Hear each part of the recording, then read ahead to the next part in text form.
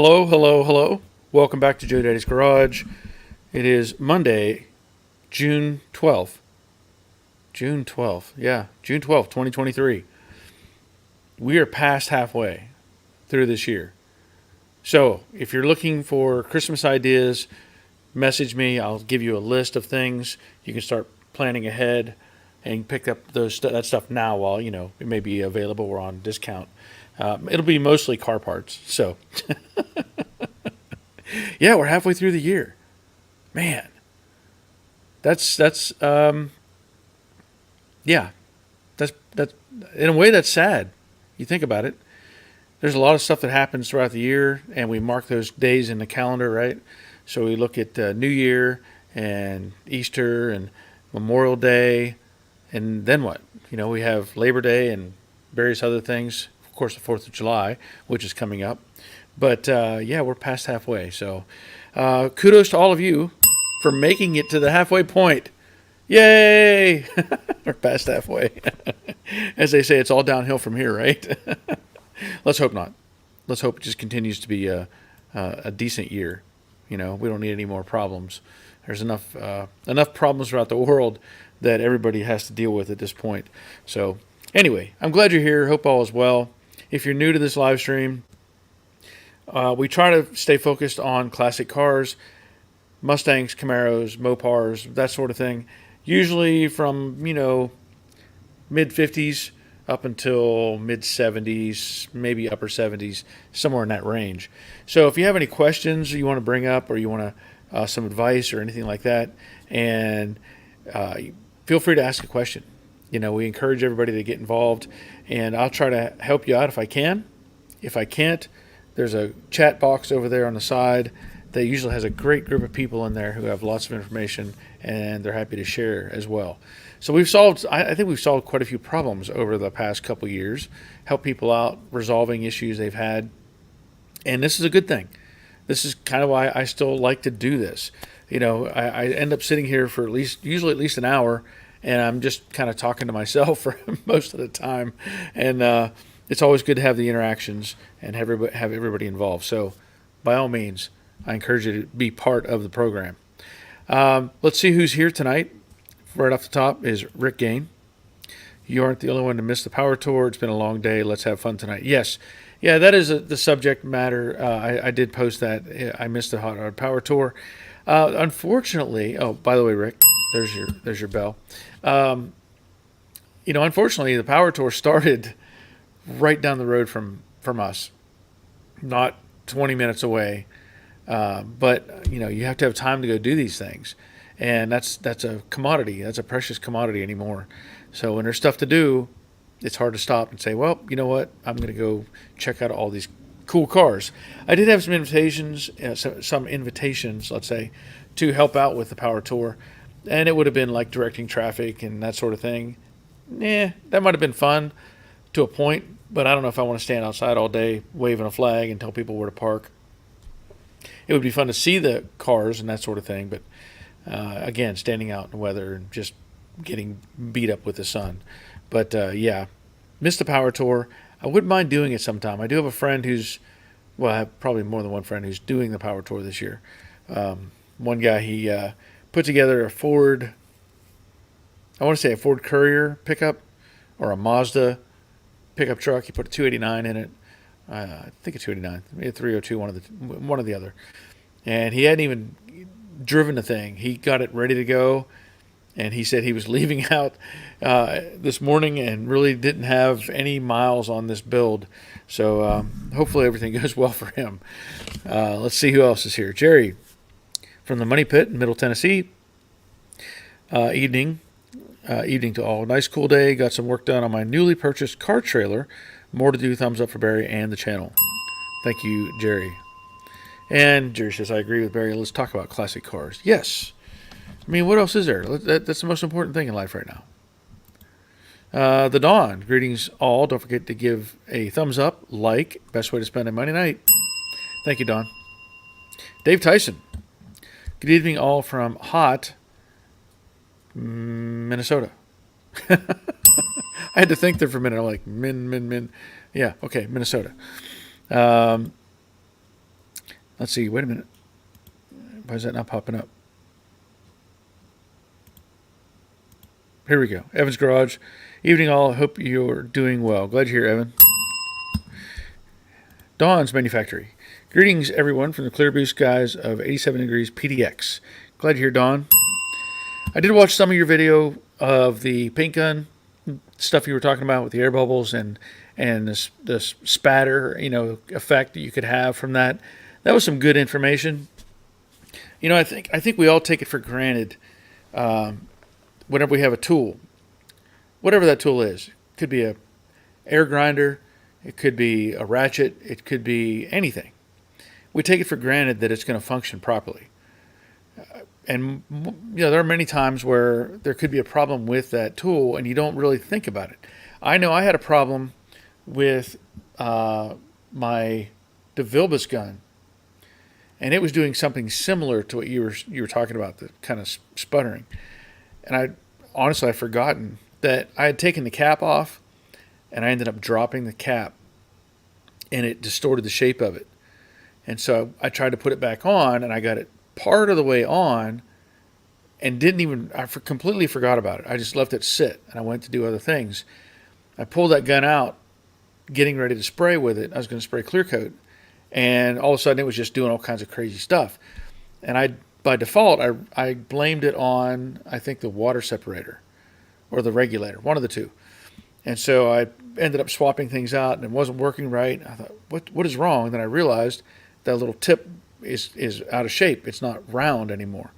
So good example on what you can find wrong with a piece of equipment, and it's worth it to test it out. And especially with paint, I have said it many times, paint is the most stressful thing for me.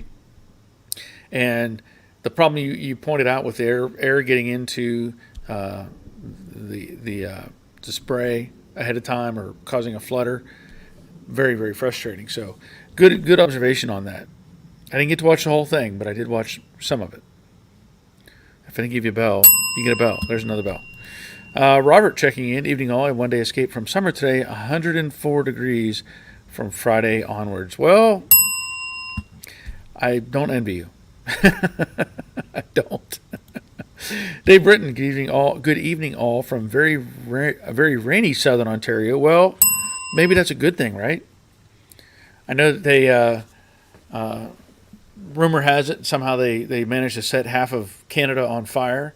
I don't blame that on any kind of lightning strikes, as they like to point out. So we'll not get too deep into that, but hopefully rain is helping put some of that down. So glad you're here, Dave. Steve Grimes, good evening from a damp Central PA. Glad to hear, Steve. Hope all is well with you. Nandu checking in. Good evening, everyone. Hope you had a great weekend. Nice rainy day today. We needed it. Well, rain is a plus. We had a little bit of rain this morning or something. I know it was a little wet outside, but not enough to really do anything. Ed Cucciarella. Hello from Southern California. Still overcast, but that is okay. $5 for regular is not. I agree with you on that. Currently, at our gas stations locally, we're about, I don't know, $3.15, something like that, $3.17, and of course you get a discount if you use their card to make the purchase. I did notice that I was at a BP last week, and I guess I really haven't paid much attention.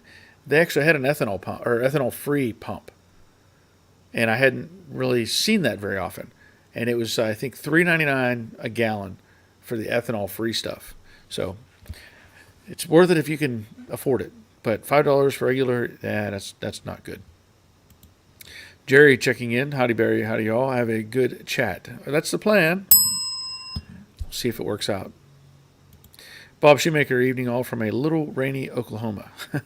Well, I guess a little rain is better than no rain, depending on what the status is around you. Wild Bill. Hi, Barry. Happy Monday.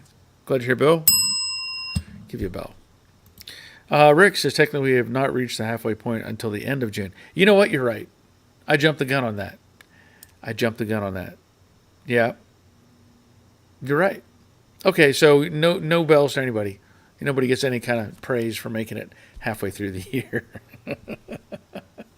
Yeah, I defaulted to June 1st, and you're right. That's like there was if you ever watched The Office and the Dwight Schrute things where he's always talking about somebody will make a statement and he'll say false, false, blah, blah, blah, whatever he gives his reason. And there's a little meme out there somewhere that says, it's like December or November, and this person says, "Yay, we got the first snow of the year." And that meme has Dwight Schrute going, "False, it snowed in January of that same year." So it's all a matter of perspective. Jerry, Barry, we haven't solved my Robert problem. Okay. I'm not sure I can help with that. Brandon, hello everyone, also from Oklahoma. Well, that's okay, so to speak. Dawn, I wanted to run Betsy to Power Tour this year, but yeah. Well, I don't know. Honestly, I don't keep up with that. I don't. I mean, it's interesting. I think it'd be fun to do. I know that last year they had a layover in the Atlanta Motor Speedway, and then this year I think Atlanta was their starting point. So I don't know what the route is. I don't know if they stay on the East Coast, stay on the West Coast. I have no idea. So I'm assuming they maybe bounce around different locations. Like, I don't know. I have not pursued it or looked it up at all. So I have no clue. So when you say you're going to run Betsy, you wanted to run Betsy, well, you're going to bring Betsy all the way to the East Coast? Or was it something? Did they do it on the same opposite coast at the same time? I don't know. I have no idea. Lynn, hey Barry, car cruises are in full swing. Yes, they are. And I know that, as I've said, I'd like to do this stuff, but it's so hard to do. It's so hard to put up the time to make that happen. Crash Rider, eating pork chops, sauerkraut, mashed potatoes, and applesauce while watching Daddy Life is Good. Be sure to show him some love by hitting the like button. Oh, man. I'm jealous. I am jealous of that meal right there. Yeah. That's usually a New Year's meal. But, yeah, I'm jealous of that. Bob Shoemaker, Shelby National Meet in Tulsa this weekend, so lots to go see. That's cool. I understand. I think there's supposed to be, I could be wrong. I don't know. The 60th Mustang event somewhere in Tennessee. Somebody had brought it up. National Mustang Club. I don't know. Like I said, I don't keep up. I really don't.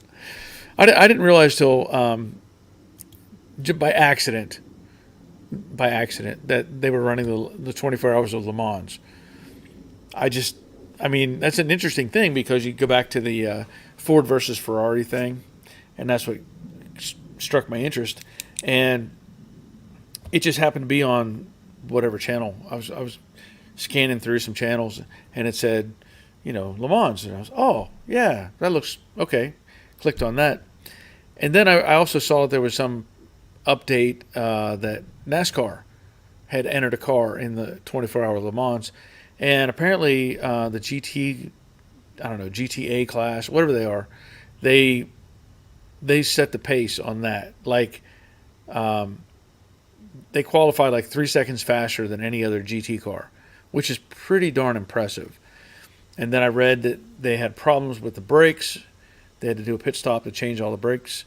And then later on, I had a transmission go bad, and it took them an hour to swap out the transmission. So then I think they ended up finishing 39th,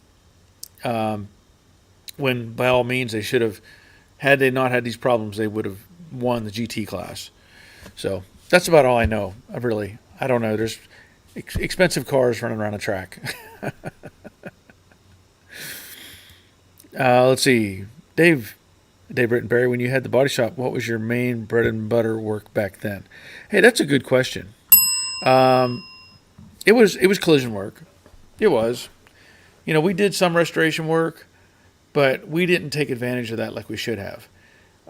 Knowing what could have been, kind of thing, where there was demand for quality work, but we were focused on the collision side of things.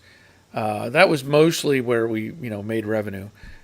Unfortunately, we didn't make enough to stay in business, but that was where we made the most revenue was collision work. Good question, by the way.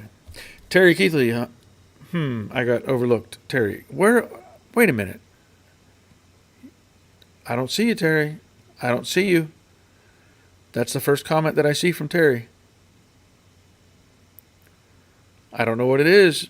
This thing doesn't like you, Terry. Glad you're here, though. Sorry you got overlooked. But there's no. Yeah, I don't see any other comment. Mike. Okay, that's it. I'm not even going to try to say that. Good evening, Barry, and everyone. Glad you're here, Mike. Michael Pagliarini. Hello, all from Smoky, Rhode Island. Yeah, I've heard some bad weather. All the smoke pouring down from Canada is causing major problems. Larry Bibby. Hi, all from Flyover, Nebraska. Well, as long as there's not too much smoke, then we'll have to be driving. Dave Britton, I think doing the power tour would help the views. It probably would, but I don't want to use the word lazy, but it's hard for me to think about that stuff. Like, hey, I need to go. I don't know. I just tend to not have that in front of my mind. Michael, howdy, Barry. 60 degrees in Kentucky. Ooh, that sounds pleasant. 60. Okay. Harvey checking in from the Rally Cat Garage. Hello, Barry from wet New Jersey, but it's okay. We need the rain. Happy Monday. Glad you're here, Harvey. Dawn's Manufacturer. Ferrari won Le Mans overall. First time since 1965. That's interesting. That's interesting. Thank you, Dawn. Okay. So Terry says he was after Rick. Let me go back up here. Nope. It's not on my page. It is not on my page. I don't know what it is. But I have Rick and then Jerry. And then Jerry again and then Dawn. That's it. So again, I apologize. It's not out of my control. Out of my control.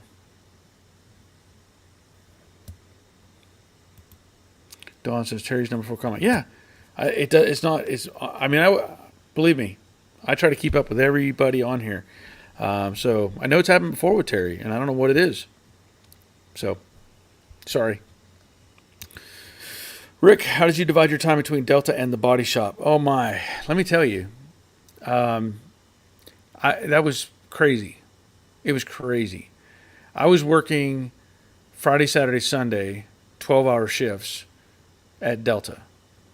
And then at the body shop, I was working Monday, Tuesday, Wednesday, Thursday. And for a period of time, I was working midnight shift. This is the craziest thing. I was working midnight shift, 12-hour shifts, Friday, Saturday, Sunday. So what I would literally do is I would work day shift Monday through Thursday, and I would go into the body shop, and then I would go in on Friday to the body shop, and I would work till noon. I would go home, go to bed, and try to get whatever sleep I could, because my shift started, midnight shift started at 6 p.m. to 6 a.m.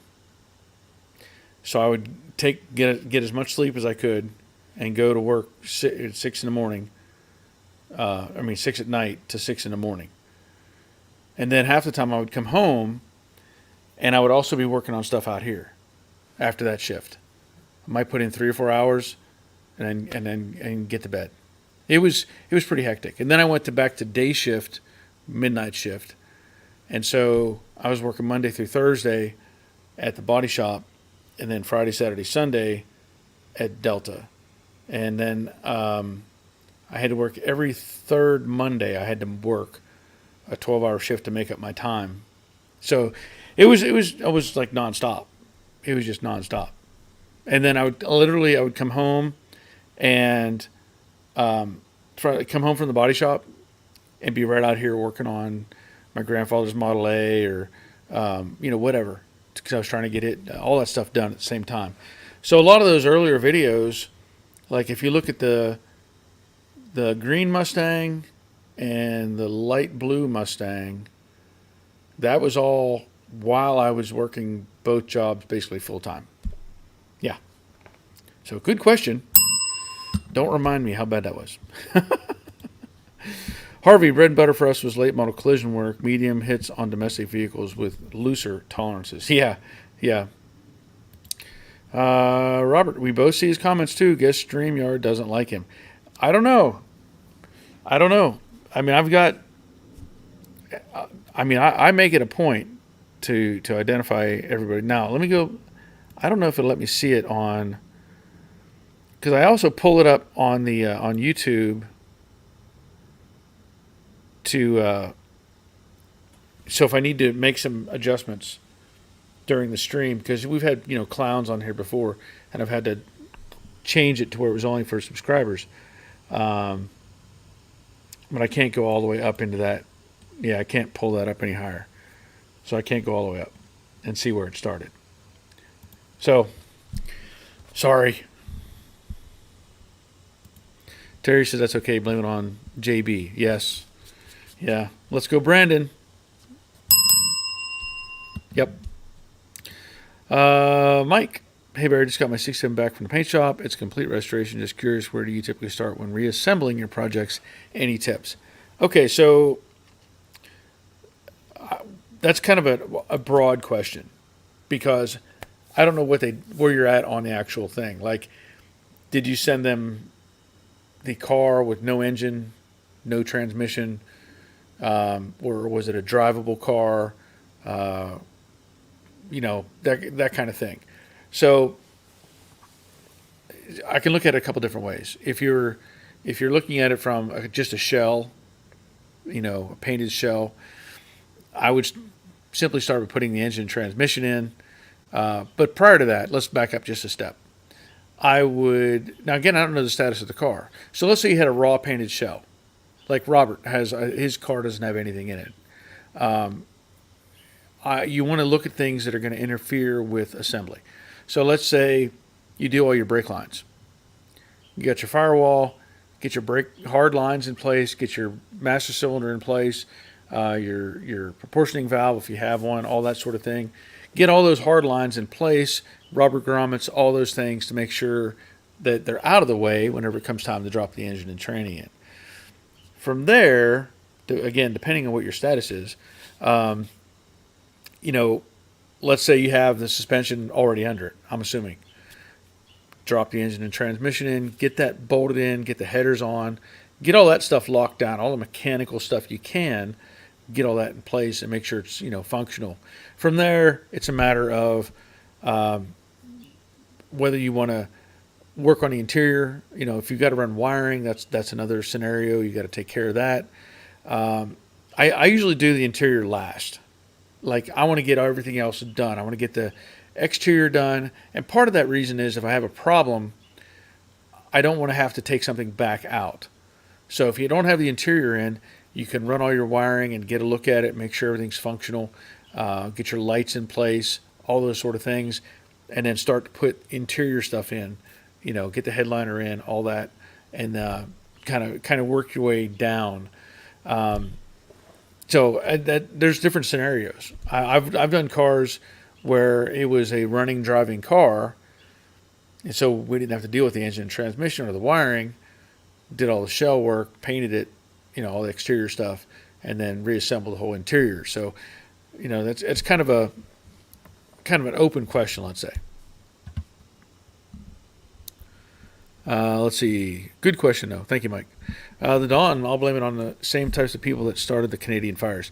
Yeah, I don't know if you all saw that satellite footage. It's sketchy. It is so sketchy. I mean, I don't have a link to it or anything, but there's satellite footage of like all these fires starting at the exact same time. Nothing to look at here. Move along. Nothing happening. Move along. Yeah. Michael, Terry said hello all and please, and Barry, please thumbs up and hit like. Thanks, Terry. Okay, yeah. Well, so sorry. I don't know what it is. Out of my hands. But thank you for that.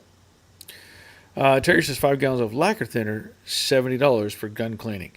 I guess that's a good price. I don't know. I usually buy it by the gallon. So I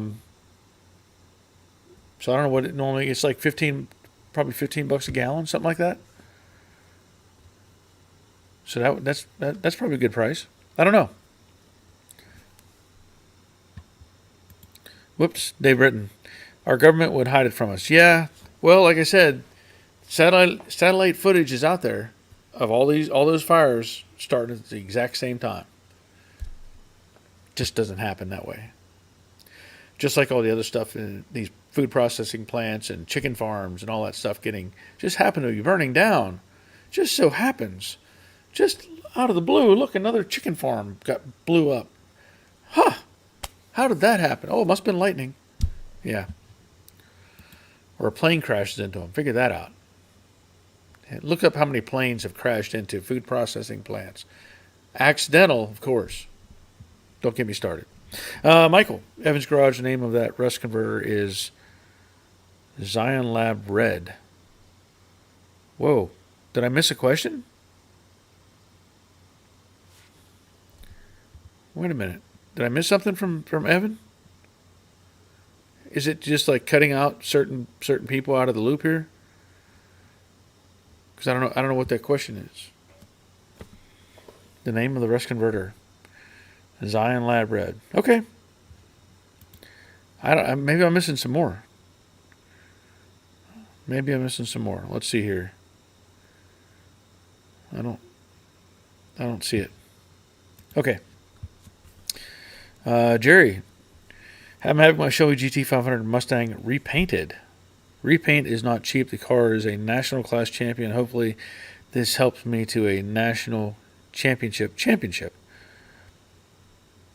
Let's hope. Let's hope so. I assume you're painting it back the same color. I couldn't see you doing it any other way. Terry says, what about the tanker fire in Philly? Yeah, it just so happens. Catches on fire underneath an overpass. Yeah. Evan says, hey, thanks, Barry. That was a question from a comment thread on a video. Oh, okay. You're messing with me. You're all messing with me. Throwing answers out there. There's no question. Dave Conville. Good evening, Barry. Good evening, Dave. Jerry, yes, Colorado Red. Okay. And Michael says, no, he asked me last week. Had to find the can. Okay. All right. Good. Now, wait a minute. Don says, lightning starts many small fires here in Oregon. A couple years ago, those little fires combined quickly to a monster that leveled 2 towns. Yeah. I can see that happening. Yes. I know that in this case, the satellite footage showed about 25 smoke plumes all starting at the same time, spread out over this similar area. Unlikely that one lightning strike would have hit over who knows how many, could have been 100 miles or more. I don't know, but it was a massive space. So it's pretty sketchy, if you ask me. Just pretty sketchy. Now, here's something I want to talk about a little bit. You know, I was showing you've probably seen the last video, and that was part 7. Now, I know that everybody's been enjoying, I think, the GoPro footage. And so I've been making it a point to try to film as much as I can with the GoPro footage. And as I mentioned in that video, I had filmed so much I could not put it all together. It would have been well over 2 hours. And so what I did is I had to stop at a certain point, and then I'm working on the next video already of that same setup. The plan, of course, is to finish up well, I've already, it's sitting right there, so I'm not going to, is to take care of the other side. Get all the driver's sides done so it matches, and then of course do a complete mock-up of all the pieces and parts. But one thing I wanted to point out, when I wear this GoPro, it's a little camera, takes some great footage, really does. And I don't know if you saw it when I was running the plasma cutter. I got in a little bit of a hurry, and I basically cupped the sparks. They didn't burn through, and it cupped back up at me. So I had a blast of sparks come at me, and it looked really cool on the camera. I actually took a snapshot of it when I was editing. But unfortunately, and you can't see it, but there's a whole bunch of burn marks on the front of my camera now on this lens. So let me tell you this. This is an older GoPro. I say older because they come out with a new one every 6 months or something, right? Buy this. It has a new blah, blah, blah. I don't think I'd ever want to go past the GoPro 7. And the reason I say that is 7 was the last one that you could do this. That you could take this this cover off. You got to get a hold of it just right. Oh, I put it back on. Okay. It comes off. Just saying. So the newer ones, this does not come off. So if you damage that, you're done. The camera is not usable. I mean, it could still be usable, but it's not. You can't change the lens. So, man, okay, I had that off earlier. What I wanted to show you was this arrived from Amazon today. It is a new one. I see there's proof. It does come off. So I had to get a new little cover, lens cover thing. And along with that, I went ahead and ordered these. These are the tempered glass covers. So, not that I anticipate having sparks fly in my face, but, if you look at the camera footage, you can actually see like a shadow circle of where it's trying to film through it. And, it kind of caught me off guard. I don't know why. I know I could take that off. I've had it off, so I'm not gonna worry about it right now. Gotta try one more time. I can feel it wiggle. And it's one of those things where you turn it one way or the other. All right. I'll get it later. So anyway, I had to take care of that, get those pieces replaced, so that I, continue making videos. But let's see here.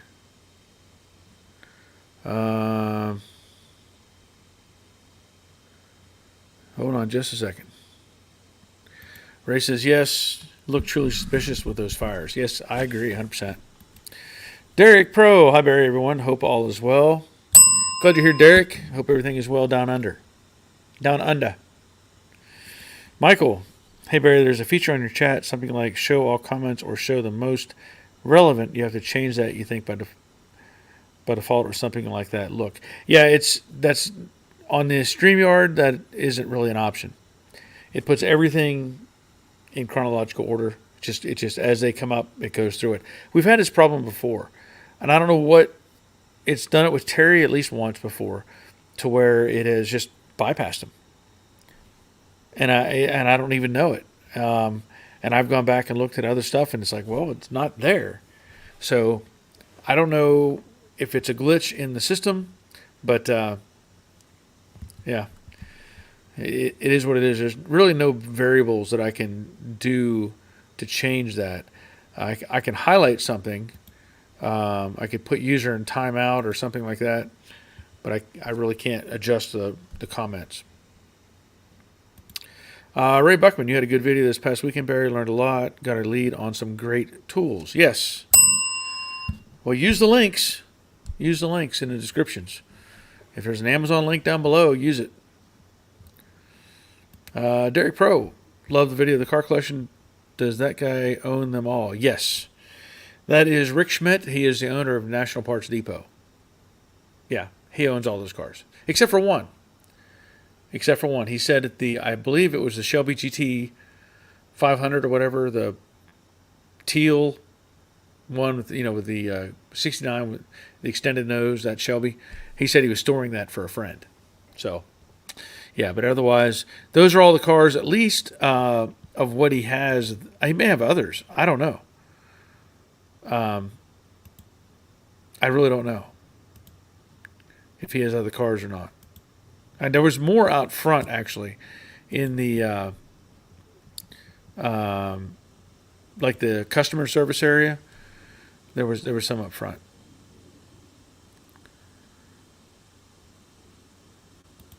I got a couple of pictures sent to me, so I'll have to download those. Give me just a second. See if I have space in my file.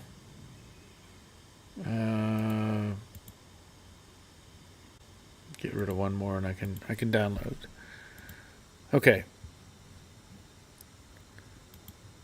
So Jerry has sent me a picture of his car.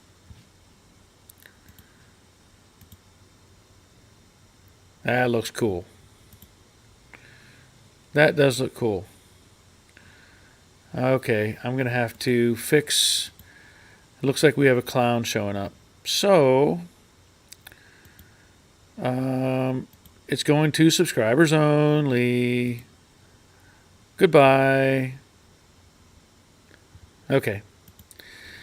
I'm sure Robert has been trying to push out this idiot.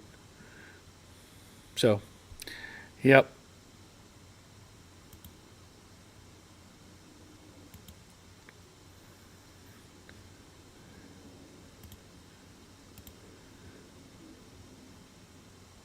Hold on just a second now.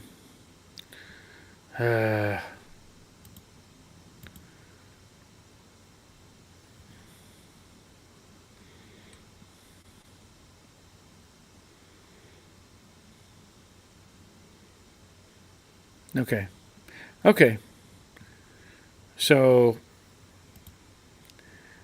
I don't know if I can... Yeah, I can't get rid of the... I'm going to have a bunch of junk in my way now. So, there's Jerry's car. Okay, now I gotta try to reorganize here. I tried to leave it open so the people that weren't subscribed could join us, because it's nice to have people join, but if you want to leave a comment, you have to be a subscriber. Not at this point. So now I'm all messed up again. Okay, let me go back up. Find so Derek, and then we're talking about the cameras. So let me pull Jerry's picture down real quick. Robert says I have a glass screen protector on my GoPro. A little late, I know. There are many other action cameras that are better and cheaper than GoPro now. I've looked a little bit, but I haven't really gotten that far into it to see any of those. But I'm liking what the GoPro does. So I'm going to keep using it. Don says, been there, done that. Had to replace a lens block on my Sony AS100. Yeah, that's not fun. Okay, so Michael says, not drivable yet, just a shell. Okay, so I kind of went over that. Talking about putting the car back together. Evan's Garage. I use a cheapo 4K knockoff GoPro for time lapse. Comes with a plastic case to get right in the sparks. Well, here's the thing. I will say, I've bought a bunch of cameras over the years. I really have. And I bought this thing. This is probably what you're talking about. And, it's got Wi-Fi and blah, blah, blah. It's all good, except for this thing won't even charge anymore. It's so cheap that it won't even charge. So I just might as well just throw it away. Simone checking in. Hi, Barry. Hi, all. Glad you're here, Simone. I'm sorry, here's a bell. And it says, sorry I haven't been in recently. My activities changed a bit. Okay, well, that's all right. So let's get past the junk comments. Derek started the winter here. Miserable lucky man, but he probably purchased them when they were cheap. I don't know. I mean, it's hard to say. I don't know when or how he bought whatever. Um, I really don't know.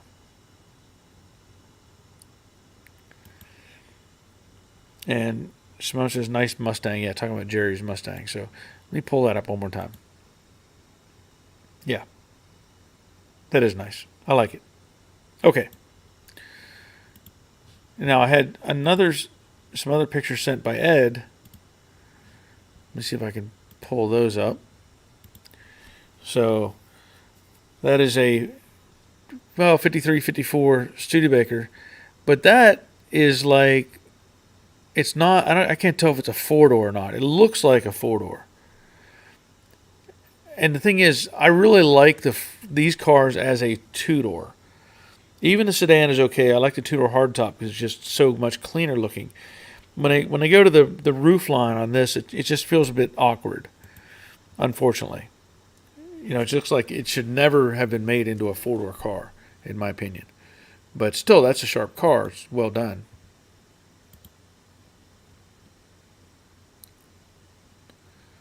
Derek says, very nice, Jerry. Yep.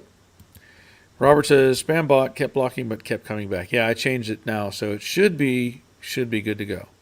Thank you, Robert. Dave Britton, I'm not sure how he was able to come back so fast after being put on a timeout. Very odd. Yeah, well, so spam bot. Simone says, I blocked a spammer too. Okay. Ray Buckman, you got so quiet I thought I lost connection. Yeah, it's unfortunate we have junk like that gets in here, but I try to keep it open for anybody to join us, but you also leave the door open for anybody to join us, and that's what happens. So I locked up it has to be a subscriber only. So the Dawn says, nice car. Yes.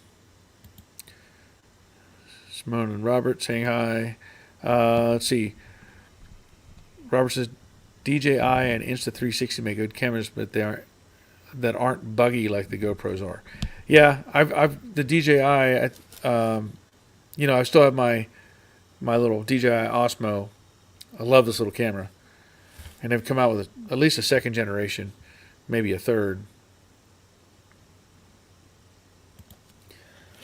Simone says, the green car from the front looks like a Ford Anglia. Well, that is a 53, 54 Studebaker. I don't think it's a 55, but 53 or 54.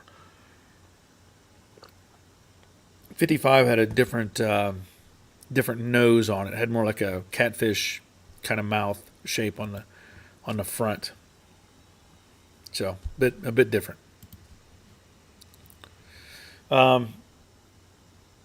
Okay, that. Oh, I swapped out an alternator. My neighbor had contacted me and said, "Hey, his wife's minivan was was smoking." So he said she was getting ready to leave, started backing up her Honda, and she saw smoke pouring out from the front of the car.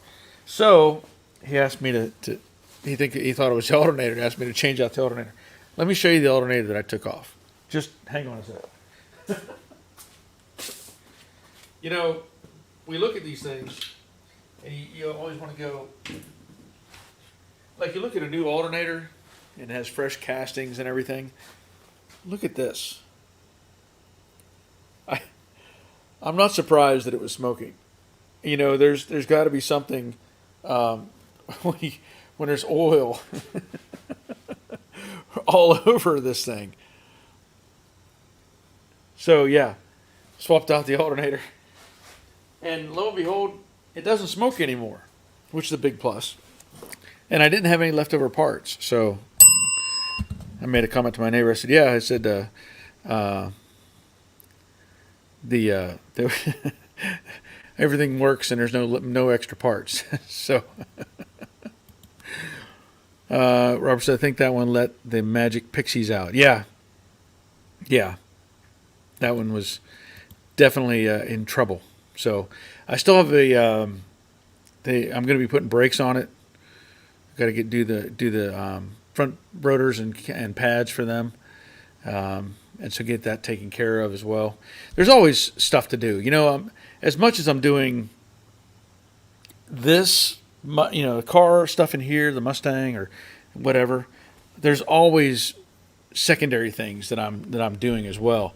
And I used to film a lot of that, and I haven't done a lot of repair videos like that where I've done alternators or brakes and whatever. Even though those are probably my most viewed videos, I've been trying to shy away from that. If I find something that could be very interesting, I may do it. But for the most part, I'm trying to stay focused on like the Mustang stuff because I think that's what everybody wants to see for the most part. At least my core group of people. Dawn's Manufactory. Still waiting on paint. Called last week. Closed for inventory. Today, color match guy on vacation. Yeah, that is there only like one paint supply place, and what kind of paint are you getting? Is it? I mean, I know my experience. I have several paint stores in the area. Typically, my good stuff I go to PPG.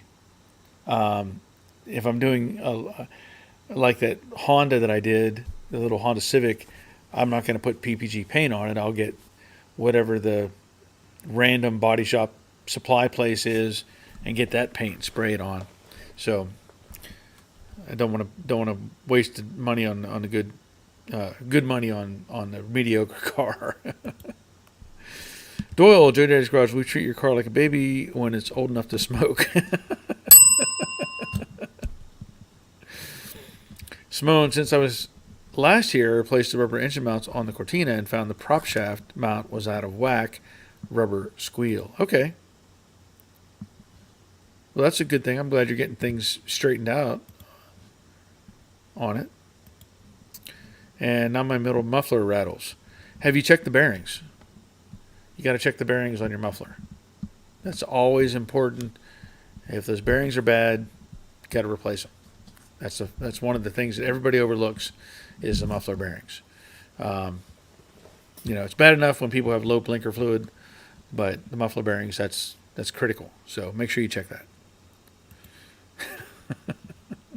Dawn says PPG. Okay, good. Well, it's unfortunate that you have to have the weight on that stuff.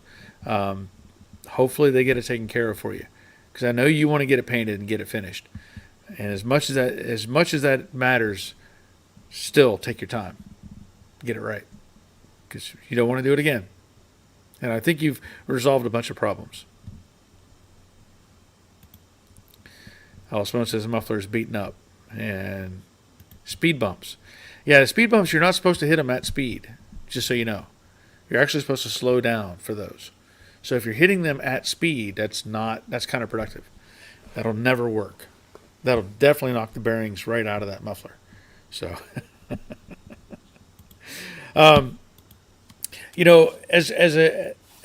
we continue on down the path of getting the Mustang together and that sort of thing, as many, I assume most of you know by now that we did buy that motorhome, that RV. And so my wife is making purchases of accessories and trying to be proactive in getting it ready for whatever future trips we make. As I mentioned before, there's a couple of goals here. One is obviously for us to take road trips together. And two, we want to work on, or get with YouTube followers or whatever, even maybe other YouTubers, and coordinate together. Work on the cars. I've even thought of the idea, because I don't know, somebody told me, and I don't keep up with this very well, that there is the Mustang, the big meet's coming up, I don't know, this year or next year, up in Tennessee. And so there's a thought of maybe taking the motorhome up there and going to that. I would like to participate in some of these events, and it's just again, time. So I want to keep everybody to keep that in mind moving forward. I don't know if we'll be able to do any of the YouTube events, or I was talking about working with people this year or not. That maybe in the fall. I don't know yet, we'll have to see how it goes. But just keep that in mind. That is one of my priorities moving forward is to be able to get those interactions and do those things. So, Michael, blinker fluid, great way to mess with the new guys. Rick says, why are they called speed bumps and not slow down bumps? That's true. You know, here's another one I'll throw at you. We always call it a light switch, right? You know, it's technically also a dark switch. Yeah, that's true. It's a light switch. No, it's a dark switch. Wait, it's both. Just like your Twix. Whoops. Rick Stevenson. Good evening, everyone. Glad you're here, Rick. I'm already halfway through my coffee. Through my cup. So, glad you're here, Rick. Doyle, speaking of paint, are all top coats compatible with other brands? Example, Eastwood, TCP Global, Summit 2K Primer. You know, that's a good question. And I'm going to say maybe. Here's the thing. Product brands will push their product compatibility, right? So they're going to say,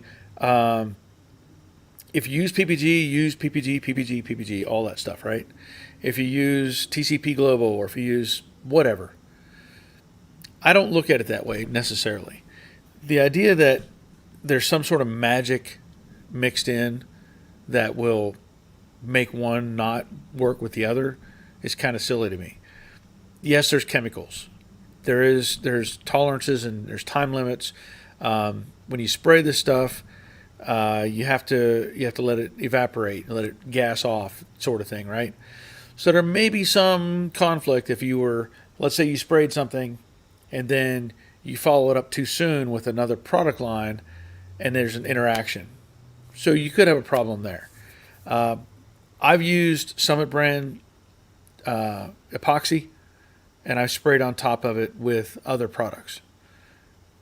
Didn't do anything, you know, but again, they want you to work with their brand only. So I think Robert is pointing out if you want the warranty, use all of their brand stuff. So that's a good point. But they all push for that. Say, hey, no, don't use this, use this.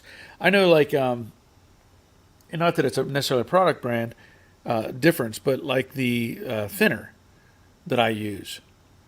Well, my PPG rep, when he tells me, use this other brand of thinner, it's better. I'm going to use it because I know him. I know he paints, and I know he uses that product. So if he tells me, hey, this is better than this brand, okay, fine. I'm going to run with that. Just like the clear coat stuff or anything like that. If he tells me, because I trust him, he's not just trying to sell me something. I've known this guy for well over 20 years, maybe longer. And he's not going to just try to sell me a product. He's going to tell me the honest truth on it. So I have that in my pocket to trust.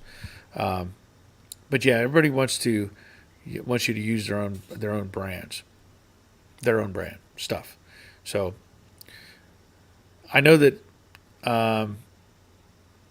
like the little Honda that I did, I think I sprayed it with 2K high build from PPG, product, and the top coat was some I don't know, some Indian brand. I don't know what it was, KIP or something. Sprayed it with that, and then the clear coat was just a basic clear coat. Again, like a third party brand. So that's all I have to say about that right now. Simone, I'm going to some shows soon, so I will film some British classics and maybe some Mustangs. Okay, that should be fun. Giacomo, how many miles can a Toyota FJ Cruiser run in its lifetime? Okay, that's a wide open question because it depends on the maintenance. And what I mean by that is if somebody's keeping up with it and doing the proper maintenance changes,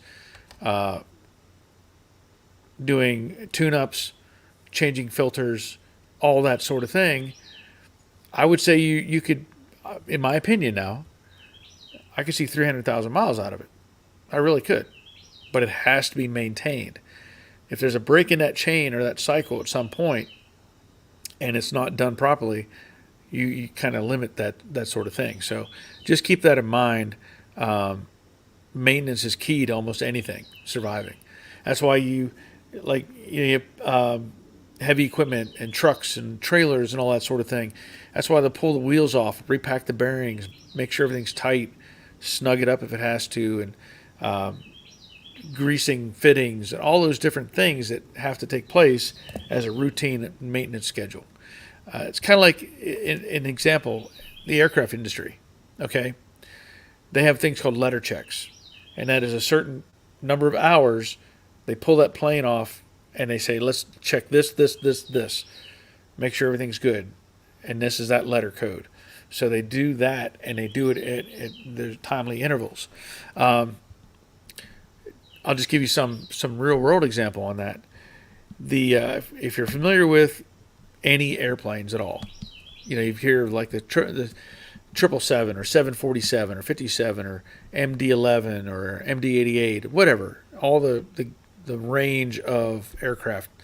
Back in the 70s, maybe even the 60s, I'm not sure when it came out, Lockheed had made the L-1011. Incredible aircraft, really was. Had 3 engines on it, RB211s, and really fantastic engine overall. And what happens is, just to give you an example, on a maintenance schedule, when you look at, let's say you rebuild an engine, which Delta rebuilds engines, they have this thing called an EGT pad. And so they run that engine, they get the tolerances, everything tight, and they run that engine. And just to give you just a random number, let's say the EGT or exhaust gas temperature is 50 degrees. Just arbitrary 50 degrees. What happens is over time, wear and tear, the engine becomes less efficient. And what that means is you end up having to give it more fuel to get the power out that you had before. When you give it more fuel, you burn more fuel, which is a negative, but you also increase the EGT. You increase the temperature of the exhaust. So when they establish a baseline of, say, 50 degrees, they may have a cutoff that says when it hits 70 degrees, it has to come off the wing, because that means it's no longer efficient and it's costing them too much money. Okay? So in this real-world scenario, there was an RB211 engine that was on an L1011. It was on there for years. Not like a year or 2 years, which is not uncommon for a good engine. This thing was on the wing, I think it was like 8 years, 7 or 8 years. It had thousands and thousands of cycles on it. And every time they would bring it in to check it, they were like, the EGT is almost maintained where it was supposed to be. The engine was almost perfect. They kept it going and going and going. And finally, they said, we just have to pull it. We have to pull it and see, it's had been on the wing so long. So they pulled it off, took it apart, and lo and behold, the thing was like almost perfect. And if I remember correctly, they just put it back together and said, okay, put it back on the wing. So you have variables there. Now, maintenance on that one was changing the fluids, putting oil in it, keeping everything clean and lubricated, and which is the same with your automotive stuff. You have to keep up with it. Now, that's not to say there isn't tolerances that are fail. You can have a camshaft wear out or timing belt break or whatever, but maintenance is the key for any of that stuff. So I got a little off tangent there. Hope you don't mind. Good question, though. G. Walker. Doyle, stick to advice of a paint supplier who knows their products. That's a good advice. It is. Robert says, basically, yes, many of those paints are made by the same manufacturer. A few oddities like lacquer, self-etch that has acid that you want to stay away from. Okay. And Robert says, if you want the warranty, use all their brand stuff. Yep. Rusty's Mustang Garage. Good evening, everyone. Glad you're here, Rusty. Robert says, but I see a paint warranty like a roof warranty, not worth the pixels on the screen it's shown on. Yeah. I'll go with that. Jerry says, where's your Go Brandon coffee cup? It's probably in the dishwasher. So I break out the 10th Mountain one. Her Scrambler, if you get to Wisconsin, we have a NPD in Manitowoc. Did I say that right? Manitowoc. All Mustang parts you need. Good camping up that way. Okay. Wisconsin. I got to think where that's at. I know it's north and west of where we live. Jerry, I sprayed Pour 15 final paint and thinner would not clean the spray gun. I had to use brake cleaner to clean the gun. Yeah. Yeah, Pour 15 is tough stuff.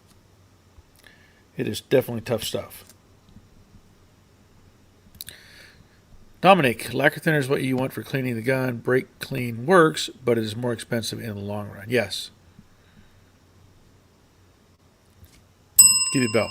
I don't know if you got a bell or not. Let's see. Jerry says, I just changed the fluids in the trans, rear axle, transfer case, and front axle on a M 2016 F350 four-wheel drive, and the rear axle was the most rancid smelling. Yes. There's something, you know what? There's something to be said about that. Oh, hold on a second. Jeff, thank you, man. Haven't seen you in a while. Glad you're here, and I appreciate the support. So thank you. So Jerry was saying changing the fluids and the axle was the most rancid smelling. You know, that was one thing I can say honestly at my dad's junkyard. We could just tell when an engine was bad. Like you'd pull out the dipstick, and yeah, there's oil in it, but you smell that stuff, and you're like, nope, that one has no life left in it. You could just smell. It was just, and it was the same with a lot of stuff, like you're saying, the rear axle and transmission. You'd pull it out, ooh, that's burnt. That's not good. So there's a lot of ways to look at fluids like that. Michael, we have a FJ used as a shop truck. It has 240,000 miles, body showing age, but runs great. Yes, I've not so long ago, I was interested in maybe buying one of those FJ Cruisers. I just thought it were cool, and I still think they're cool. The new ones, I still think they're cool.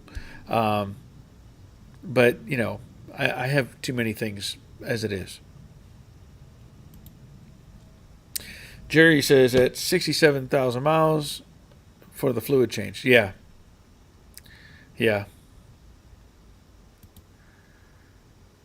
Says, Rick, why do you drive on the parkway and park on the driveway? Also, why does Hawaii have interstate highways? That's a good point. Derek says, more likes, guys. Yes, we need more likes on here. Robert, gear oil is a high sulfur oil and stinks no matter what. That is true. Yeah, it will stink no matter what. But it sounds coming out of the bottle, I like it a lot better than after it's been in the running in the case or in the housing. Jeff, been busy with work at live stream time, but I'm watching the stream recordings and videos. Awesome. Glad to hear that. Robert says the FJ Cruiser has 3 wiper blades out front. Who doesn't want that? It does have 3? I guess I didn't know that. I know it has a little third door on it though. At least maybe it has both third and I don't know. It has a little door on the side. So I don't know if it's just the third door. Rick Stevens says Rick A and Y is abbreviated, such a long word. You'd think there'd be a better way to do that, wouldn't there? Yeah. What else was there? Oh. So as I was mentioning, I was talking before about my wife getting stuff for the RV. Haven't tried it out yet. She bought one of those windshield wraparound things. Supposedly, keep the sun out and that sort of thing. And then we discovered there's a whole stack of manuals inside. And I'll be honest, I'm not a reader. I'm not the one. Don't hand me I don't want to read it. Don't give me the manual. I don't want to read it. I handed them all to her. I said, okay, it's your job. to know to learn everything about this RV. You've probably seen, like, if I do a tool video, I usually take the instructions and go up and go to work, because for the most part, a lot of the stuff is pretty self-explanatory. A lot of it, but there is justification for reading manuals. We should do that more often. Leonard, late to the show. How's everyone doing? Glad you're here, Leonard. Hope all is well with you. Yeah, that was the other thing we were talking about with the RV stuff, is trying to figure out what the range is going to be. I have some relatives live out in Utah, and they found out we have one of these. They're like, yeah, come out and visit us. Well, maybe. It depends on how far because there's some math involved. When you're driving a vehicle and towing a vehicle, and then the idea that you're going to connect with somebody, and obviously do some video shoots and stuff like that, and then the turnaround and get back, it would be probably very difficult to travel. Obviously, we're not going to go to California.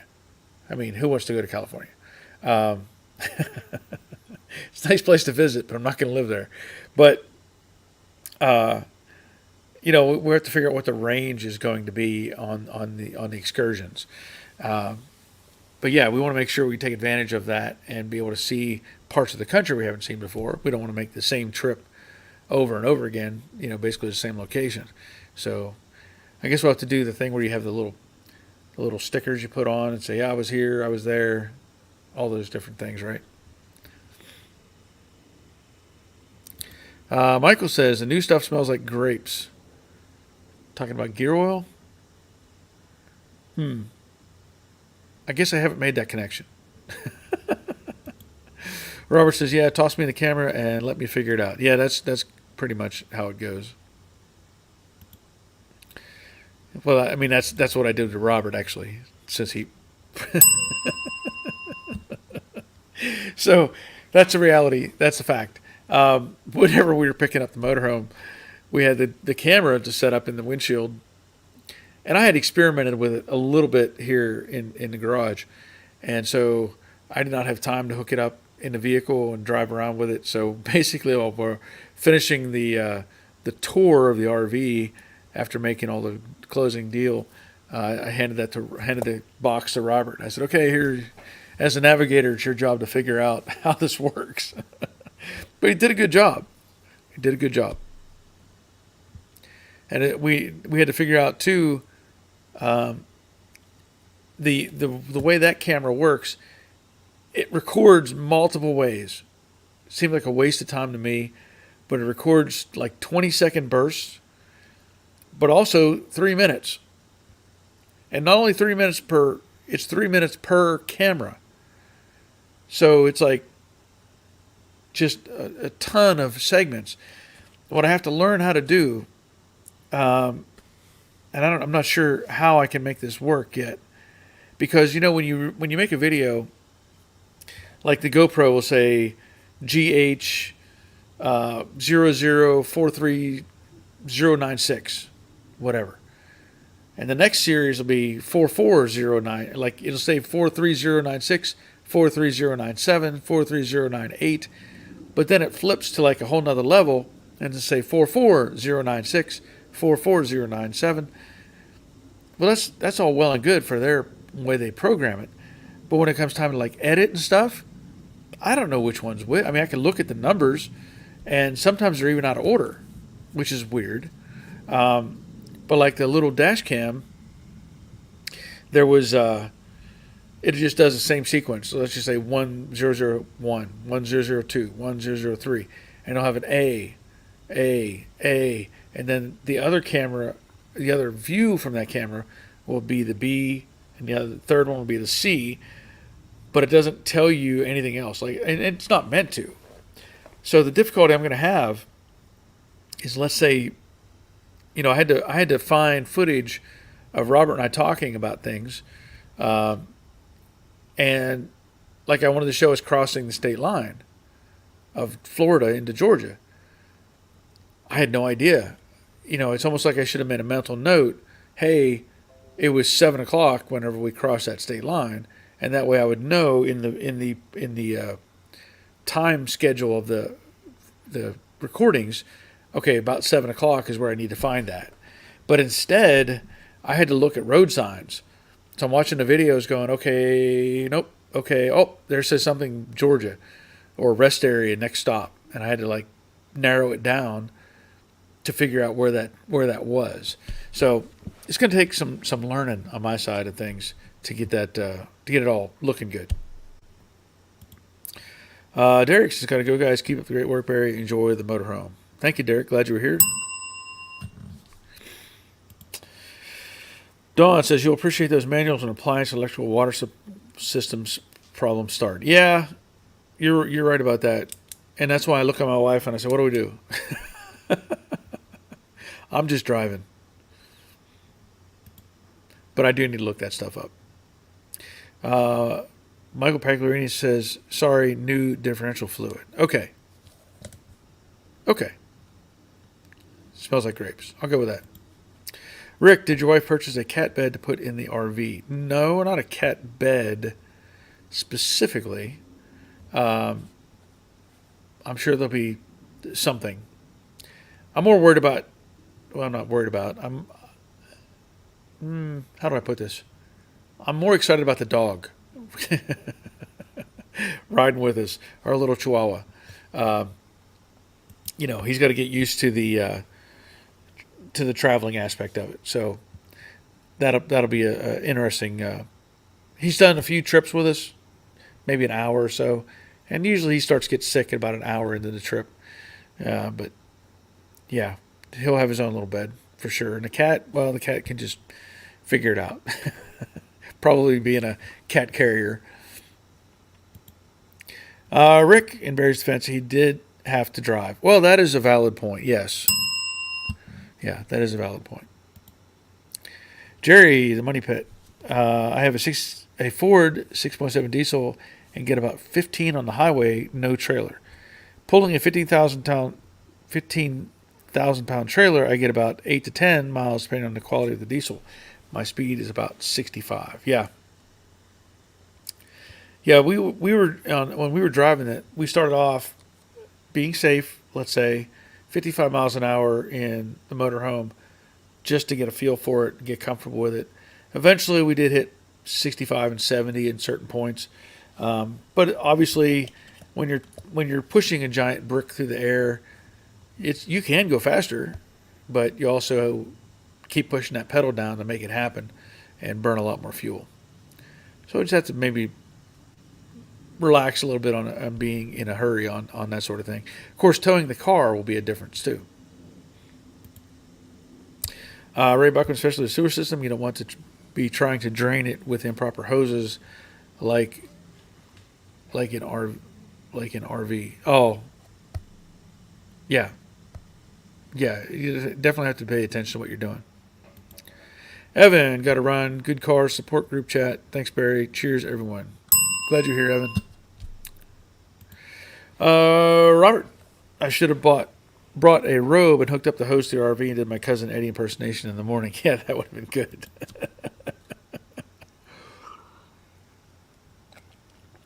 But overall, I was driving up. It wasn't bad. At a certain point, it's like I know it probably affects all of us. You drive for a while, and you're like, oh, I'm getting really sleepy. And normally what I do is I would eat sunflower seeds by the handfuls to keep me occupied and make me stay focused. But in this case, I wasn't doing that because I was really hanging onto the steering wheel and driving. But I started, I was like, oh, okay, all right. And then at a certain point, you get like past the tired stage, and you're back up. Oh, I'm awake again. I'm ready to go. But unfortunately, you do that, and then you get home. It's like, okay, now I got to get to the sleep mode. How do I do that? Because you get all wound up and you can't calm down. Just kind of one of those things. Terry says, what size engine is in the RV? It is a V10. Yep. It is a V10. One of the selling points to me on this vehicle was at the time it only had 11,600 miles on it. Low miles for 2014. Now that may imply that there was something else wrong with it. I sure hope not. But I tend to think that from at least, of course, the dealer's going to tell you whatever they want, but the that it's just been sitting. You know, they point out that the community, the villages down there is what it's called, the villages, and that is where a lot of people go to retire apparently, and they say that they'll find that people will buy these RVs, and just because they think they're going to go travel, and might use it a few times, and then they park it, and they don't end up doing any traveling at all. And that's kind of what I feel like this one was doing, because the interior, everything else is in great shape. There's really no wear and tear on the inside of it. Simone, night everyone, and Barry, motorcycle tinkering tomorrow. Good night, Simone. Glad you were here. Robert says, hope the guy at the gas station feeling better. He sounded like he was having a really bad night. I don't remember. I don't remember. I don't remember. Must have been something I don't remember. Leonard, it's only 2,554 miles to get here. Yeah, I don't think that's gonna make it on my list.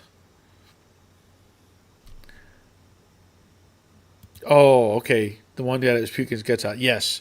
Now I know what you're talking about. Yeah, there was a guy who was in the restroom who was definitely having a bad night. Yeah, that did not sound healthy at all. So, yeah, I know what you're talking about now.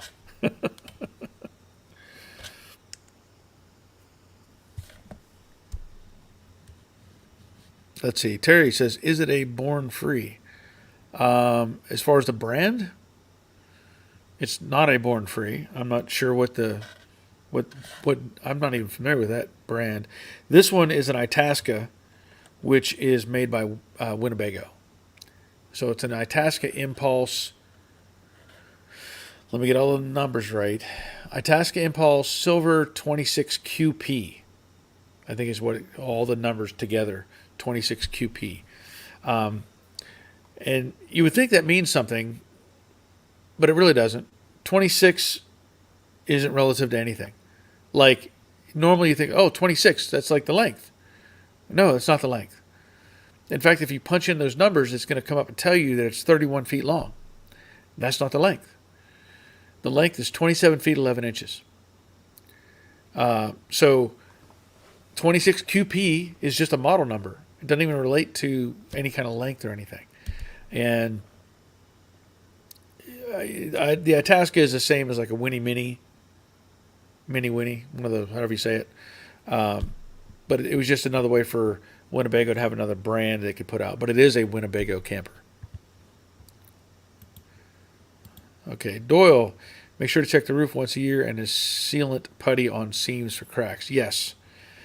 Yeah, and the guy told me at the camper place to use a product called Extreme. He said that's like the best stuff out there. I don't know. I'll have to follow up with that later on. Ray says, how does it drive? It actually drives pretty nice. It's an F450 chassis. So, I mean, it's not going to accelerate like a Corvette or anything. It moves pretty good for its mass, and it stops really well. I was surprised. Robert was even surprised. We were normally a vehicle like that. You start hitting the brakes, and you're like, "Well, where's it going to start grabbing?" And this thing was stopping really nice. So, Ed says, "May not be a bad idea to replace the spark plugs. I had issues with spark plug C's in the head on that family of engine." Yeah, I know they've had issues with those. I don't know that I want to do that yet. I've thought about it. I mean, right now it has 12,000 miles on it. That's it. I would hope there's not a problem, this early in the game, but it is something to consider. Robert, the first thing I looked at was the roof, and other than dirty, it was in very good shape. Yes. And I went up there and walked around on it. And let me tell you, when Winnebago says they make a solid camper, they make a solid camper. I walked all the way around that roof, and that thing didn't move. So really impressed by this, by how well built it is.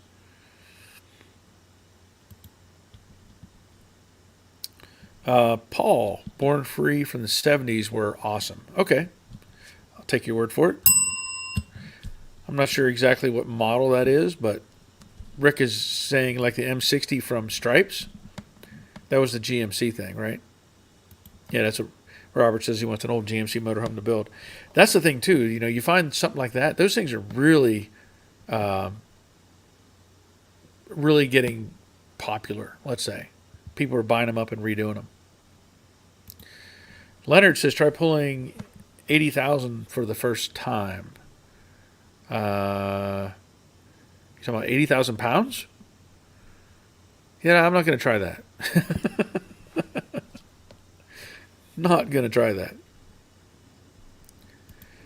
Terry Keithley says, Betty said she'll send your wife a heated bed for the cat.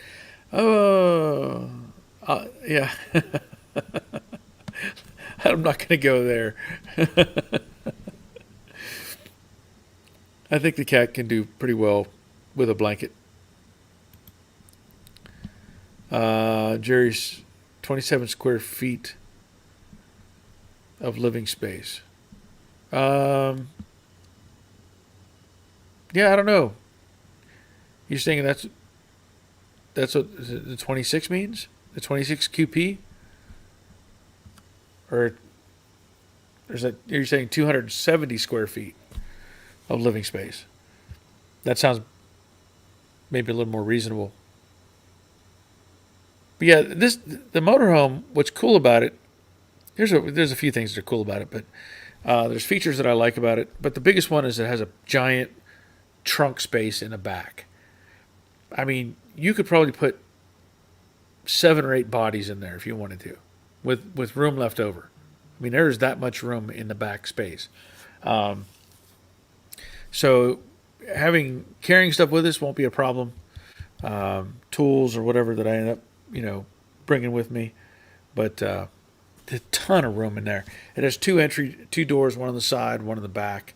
So it's easy access to get in and out of. The Dawn says the urban assault vehicle. Yes. Yep. Robert, the GMC was way ahead of its time, and odd that it's front-wheel drive. I did not know that it was front-wheel drive. I saw, where did I see that? It was a video I saw a couple months ago, I guess. And it was a motorhome tractor, like a tractor-driven, tractor-trailer style motorhome type thing. And it's like they pulled this thing out of a time capsule. It was green on green kind of thing. I think I talked about this before. I had the shag carpet all through it. Underneath the sides, it had I think it was a snowmobile. It was decked out as much as you could get for a fifth wheel style trailer vehicle. It was really cool. I don't know if I could find that again, but it was really neat. And again, it looked like it was frozen in time. They didn't restore it. That's exactly how it was. So it looked like it was parked in a warehouse and covered up, and then they pulled it out, and the thing was just beautiful as far as big green campers go. Paul says, Robert, weren't the Olds, Buicks, and Cadillac Caddies front-wheel drive at the same time? Yeah, that's probably what they used. Was the Olds Tornado and not the Buick though. Buick didn't do that. Buick skipped over that class. That's where the Tornado and the Eldorado were front-wheel drive, and the Buick Riviera was supposed to be front-wheel drive, and Buick said, no, we're not doing that. They skipped right past that class. Not doing it. Phil says, hi, Barry. I'm placing my spray mask soon. Do you know what brand you use? Thanks. Well, I mean, typically my general spraying, I use a 3M mask, and then the other mask, I don't know what what the name was. It's a full face mask. Um, I don't remember the exact name. I think I did a video on it. I'm pretty sure I did a video on it. It's buried in my cabinet right now, and I don't want to go walk over there and try to dig it out.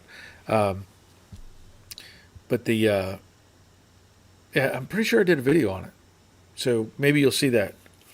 You can pull it up, look for that video. But I do like it. I did see somebody was showing me the other day that 3M has come up with a new mask system. Now, obviously, we have the old style where it has the canisters that turn on the sides, and 3M is going to push for innovation, right? They want something new to create a new market. So apparently they have this new one that it just snaps in, and it's supposed to have like two reed uh, dooflickies in the front or something. And I think it even had something where you could talk with it, and people could understand you better. But I'm pretty happy with what I have at the moment. But for the most part, most of my basic stuff is just my 3M mask. Robert says, "Yep, that's where they got the front wheel drive from. 325 4-liter trans, uh, IIRC, and a 12-bolt rear axle up front." Yeah, pretty impressive machine they had built.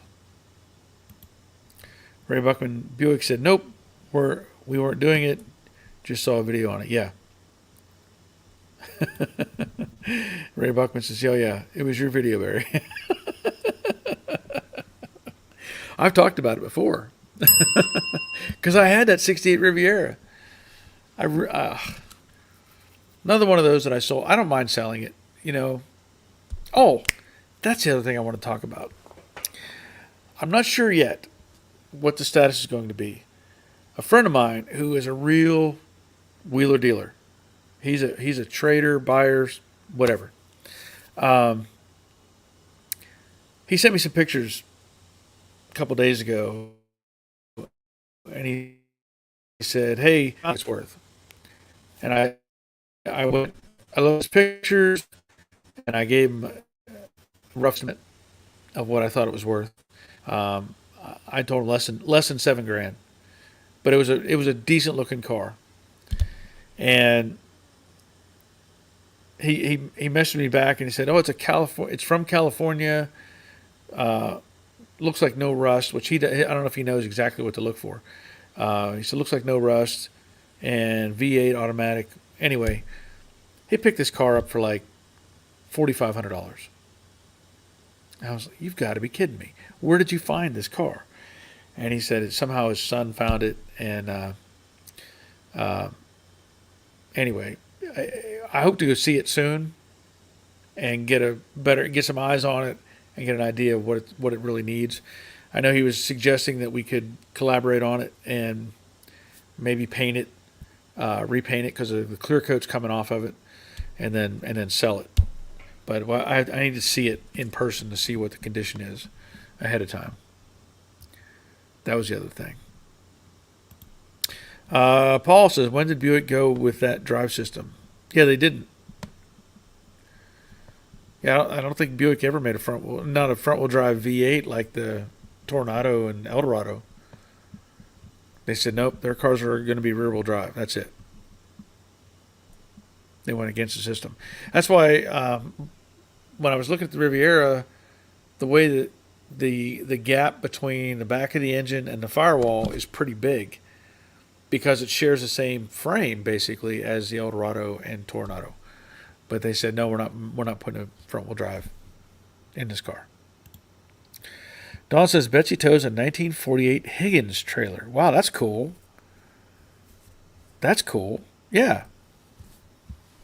Those little teardrop trailers, they're bringing the new ones, the new stuff they're putting out. It's just ridiculous what they're charging for those things. For a tow behind trailer, a teardrop, they're getting like $50,000 out of these things. I don't see it. I really don't see it. I don't know where they're getting this, getting those numbers at. It just doesn't make any sense to me. I know I wouldn't buy one. Put it that way. I'd rather have the motorhome. Get everything all in one thing and you can drive it. You get to hear that engine rumbling. It's all good. Okay. I can feel it in my voice. I'm starting to lose it. Starting to get rough.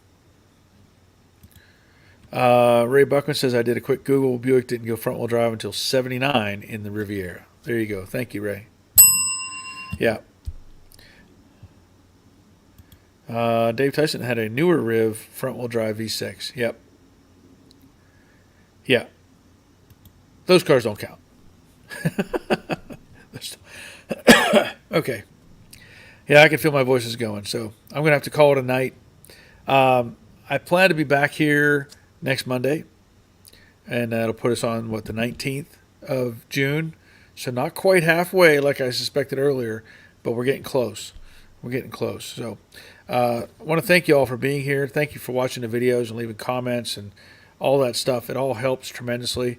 And I am working on part 8 on the Mach 1 Cobra Jet project. It'll be a continuation of the shock tower deal where I'm going to do some more repair work and a little bit of mocking up so that you can see how it all, goes together. But that'll be it for tonight. So until next time, take care of yourselves. See ya.